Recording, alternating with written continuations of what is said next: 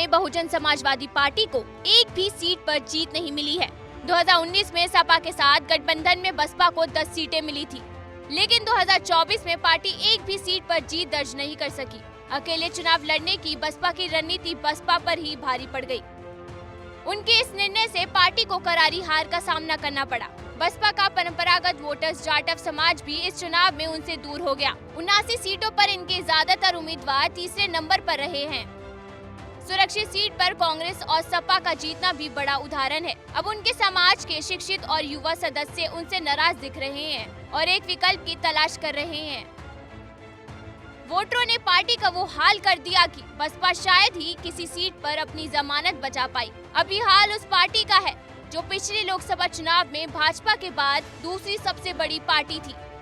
उसने 10 सीटें जीती थी, लेकिन 5 साल के बाद उसे एक भी सीट नसीब नहीं हुई। बसपा को 10% भी वोट नहीं मिले। इसके पीछे सबसे बड़ी वजह तो यही मानी जा रही है कि गठबंधन के दौर में मायावती ने अकेले लड़ने का फैसला किया। उनके इस फैसले के बाद से ही कहा जा रहा था कि मायावती हारी हुई बाजी लड़ रही है।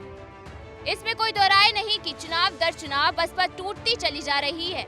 चौंकाने वाली बात तो ये है कि अब से पहले ये कभी नहीं कहा गया कि जाटव वोटर्स बैंक टूट हुई, लेकिन इस बार के चुनाव में वो भी देखने को मिला।